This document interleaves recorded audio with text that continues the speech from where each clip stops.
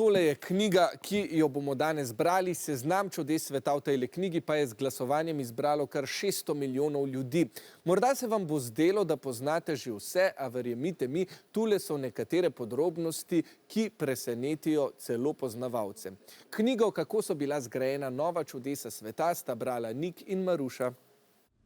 Petra, kitajski zid, kip Jezusa od Rešenika, Machu Picchu, Chichen Itza in pa Kolosej v Rimu. To so znamenitosti predstavljene v tej knjigi.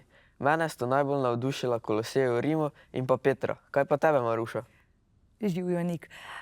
Vedno znova me očara arhitektura mavzoleja Taj Mahal, mogoče tudi zaradi ljubezenske zgodbe, ki je botrovala tej čudoviti arhitekturi.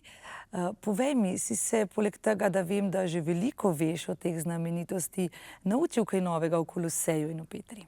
Ja, kot sem že vam povedal pred snemanjem, sem Kolosej tudi sam obiskal, pri katerem sem tudi izvedel veliko novih informacij, še več pa sem izvedel v tej knjigi. Zelo sta me očarala, kako je Kolosej izgledal včasih v celotni obliki in pa za to streho, ter pa tudi mehanizem, kako so živali spuščali gor na prizorišče boja.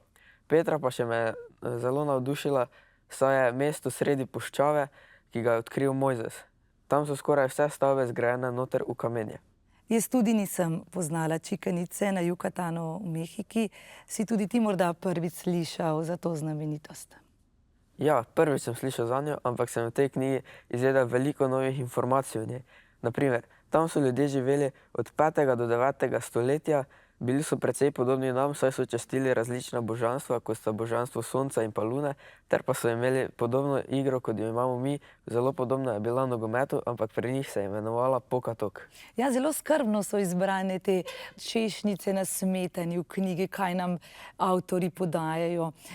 Zato jih sedaj sprašujem, kako so pravzaprav se lotili pisanja tega dela. I wrote a list of questions about the wonders and I sent it to Jiří Bartuněk, who did all the research. Then I sent the research to Jan Šrámek, who did all the illustrations, and then we put it together and wrote the text for the book. Hvala lepa. Nik, veš, kaj sem pogrešala v tej knjigi? Resnične fotografije, kako pa danes izgledajo te znamenitosti. Se strinjam. Dosti je ilustracij in pa živih fotografij, ki prikazujejo, kako so te znamenitosti izgledale včasih, ni pa nobene fotografije, ki bi prikazovala primerjavo med tem, kako so te znamenitosti izgledale včasih in pa danes. Ja, morda vsaj kakšna taka bolj realistična risba, ki nas bi nekako vrnila v tisti čas in primerjavo s tem, kar vidimo danes. Veš, kaj za konec dodajam? Vedno sem zelo hvaležna, da kljub temu, da tudi če ne obiščemo neke znamenitosti, imamo tele prijateljice, ki nas lahko vedno znova popeljajo na vse konce sveta. Hvala lepa, Maruša, hvala lepa, Nik. Upam, da ste dobro poslušali pogovor in boste znali zgraditi odgovor. V knjigi je govor o izjemnih zgradbah, ki so se v preteklosti nahajale na različnih koncih sveta ali pa stojijo še danes. Na katerih celinah na posnetku ni predstavljenih zgradb? A. V Afriki in Avstraliji, B. V Afriki in Evropi, C. V Aziji in Afriki ali D. V Avstraliji in Aziji.